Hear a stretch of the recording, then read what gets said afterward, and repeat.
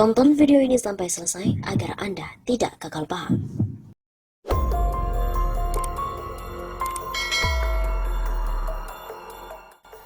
Gunung Merapi di Yogyakarta kembali meletus.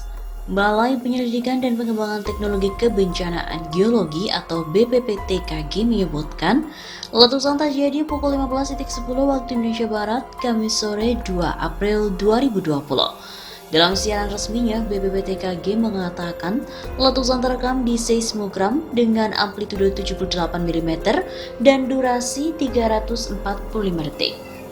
Teramati tinggi kolom erupsi 3000 meter di atas puncak. Arah angin saat erupsi ke timur. Tulis BPPTKG. BPPTKG juga mengimbau masyarakat untuk tetap tenang dan jangan panik. Jarak bahaya dalam radius 3 km dari puncak Merapi. Tingkat aktivitas waspada atau level 2.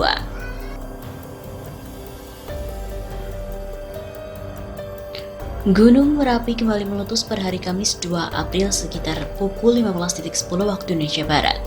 Balai Penyelidikan dan juga Pengembangan Teknologi Kebencanaan Geologi Yogyakarta menyebutkan BPPTKG letusan ini menyebabkan munculnya kolom abu setinggi 3000 meter dari kawah gunung. Letusan ini tercatat oleh seismogram dengan amplitudo 78 mm dan berdurasi 345 detik. BPPTKG Yogyakarta masih menetapkan status Gunung Merapi pada level 2 atau waspada. Status itu belum berubah sejak Mei 2018. Radius bahaya juga masih sama, yaitu 3 km dari puncak Gunung Merapi. Masyarakat pun terus diimbau untuk tetap tenang dan juga beraktivitas seperti biasa di luar radius 3 km dari puncak serta mengantisipasi gangguan akibat abu vulkanik. Seperti erupsi-erupsi yang sebelumnya terjadi, erupsi kali ini masih didominasi oleh gas. Kejadian ini merupakan erupsi yang masih didominasi oleh gas atau eksplosif yang juga disertai luncuran awan panas dengan jarak 2 km ke Sungai Gendol. Masih ke arah bukaan kawah. Begitu kata Kepala Balai Penyelidikan dan Pengembangan Teknologi Kebencanaan Geologi BPPTKG Yogyakarta, Hani Humaida di Yogyakarta Selasa, dikutip dari Antara. Ia juga menjelaskan karena penyebab letusan adalah gas dari proses intrusi magma, maka tidak ada tanda-tanda awal yang biasanya muncul sebelum terjadinya letusan. Salah satunya adalah deformasi yang terjadi di tubuh Gunung Merapi. Kejadian letusan seperti ini masih berpotensi terjadi, namun masyarakat tetap diminta tenang, beraktivitas seperti biasa di jarak lebih dari 3 km dan tetap waspada. Letusan dengan tinggi kolom 6000 meter itu mengakibatkan sejumlah wilayah di sekitar Gunung Merapi diguyur hujan abu, khususnya wilayah Jawa Tengah yang berada di sisi utara timur gunung api aktif itu. Berdasarkan catatan BPPTKG Yogyakarta, sejumlah wilayah yang mengalami hujan abu berjarak pada jarak 10 km dari puncak, yaitu di Kecamatan Musuk dan Kecamatan Cepogo, Boyolali, Jawa Tengah. Bahkan di Desa Merian Boyolali yang berada pada jarak 3 km dari puncak mengalami hujan abu bercampur pasir. Kami sudah berkoordinasi dengan BPBD di beberapa wilayah terkait kejadian tersebut. Warga tidak perlu mengungsi. Jarak aman tetap seperti rekomendasi awal, yaitu lebih dari 3 km dari puncak. Saat ini pun, kata Hani, status Gunung Merapi masih dipertahankan pada level waspada.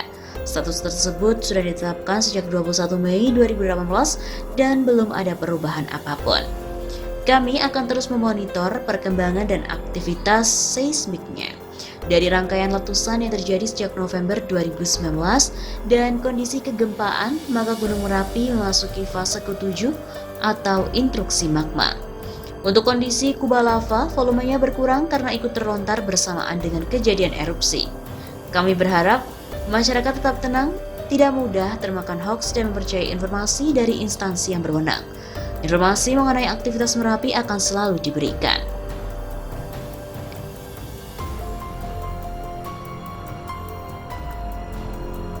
Direktur Jenderal Perhubungan Udara Kementerian Perhubungan, Novi Rianto, sudah menginstruksikan untuk menutup operasional Bandara Adi Sumarmo, Surakarta per hari 3 Maret yang lalu.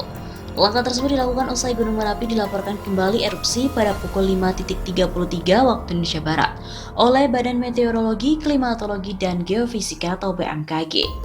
Berdasarkan hal tersebut, Airnav Indonesia telah mengeluarkan ASTAM nomor VAWR 9293 dan Notam Aerodrome Closed guna memberikan petunjuk bagi para penerbang yang melalui wilayah erupsi Gunung Merapi. Pihaknya pun terus memantau perkembangan aktivitas Gunung Merapi untuk memastikan keselamatan penerbangan. Kami akan terus memantau perkembangan yang ada. Untuk penerbangan, hingga saat ini masih Bandara Solo yang terdampak dan telah dilakukan penutupan penerbangan sementara.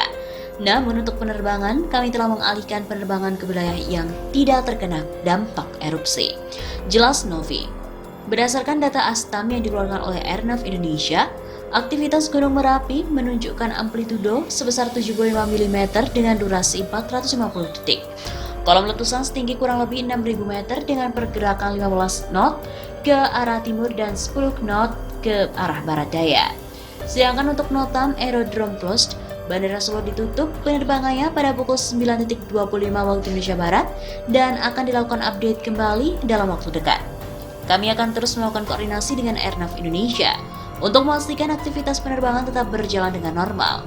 Berikut dengan stakeholder penerbangan, tetap dengan memperhatikan aspek keselamatan dan juga keamanan penerbangan.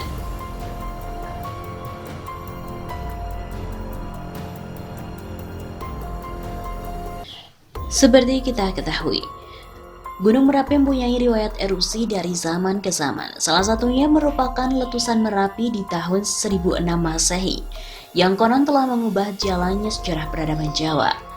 Merapi adalah gunung api paling aktif di Indonesia, terletak di sebagian wilayah Yogyakarta dan Jawa Tengah. Gunung dengan ketinggian 2.968 meter ini termasuk 16 gunung api dunia dalam proyek Dekade Volcanoes. Demikian menurut United States Geological Survey atau USGS. Erupsi Merapi pada tahun 1006 disebut-sebut merupakan letusan terdahsyat, sekaligus paling memantik perdebatan. Sebagian pihak meyakini letusan besar gunung yang menyimpan banyak mitos dan legenda ini mempengaruhi perjalanan riwayat kerajaan besar di Jawa. Kendati belakangan mendapat bantahan dari kalangan yang tidak sepakat. Erupsi Merapi di tahun 1006. Terdapat beberapa hal yang menyebabkan munculnya angka tahun 1006 yang dalam prasasti atau naskah lama disebut dengan istilah perayal. Disebut dengan istilah pralaya atau bencana besar terkait sejarah erupsi Merapi dan membuatnya dianggap sebagai satu kebenaran.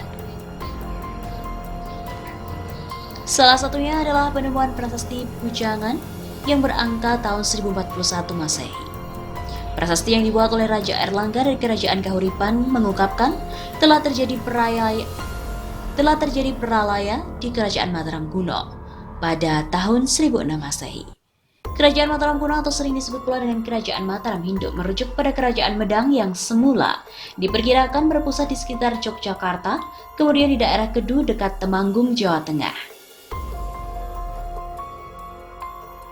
Perkiraan Laberton yang merupakan seorang analisis Cairn dalam bukunya tentang Javanese Gegends, Vulkanologi Van Java di tahun 1922.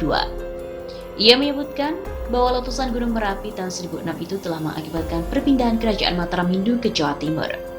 Menurut Bemelan, pindahnya Kerajaan Mataram kuno ke Jawa Timur tepatnya di daerah Jombang. Letusan Merapi diyakini mengganggu pemerintahan, bahkan merusak peradaban Mataram kuno di Jawa Tengah pada waktu itu. Longsoran lahar dingin Merapi membuat Sungai Progo terbendung, serta membentuk perbukitan Gendol yang terletak bagian barat Merapi. Diperkirakan pula gempa bumi menyertai pergerakan itu dan merusak sebagian Candi Borobudur dan Mendut yang dibangun pada abad ke-9. Hasil riset yang terhimpun dalam Jurnal Geologi Indonesia tahun 2006 memaparkan bahwa kompleks Candi Sambisari ditemukan berada 6,5 meter di bawah tanah yang tidak lain adalah timbunan lahar dingin Merapi. Permukaan tanah sekeliling Candi Sambisari sebelumnya juga diduga tidak lebih tinggi dari tempat candi dibangun. Namun gelombang lahar dingin dari letusan Gunung Merapi tahun itu berupa batu, tanah, dan pasir telah menimbun kompleks percandian.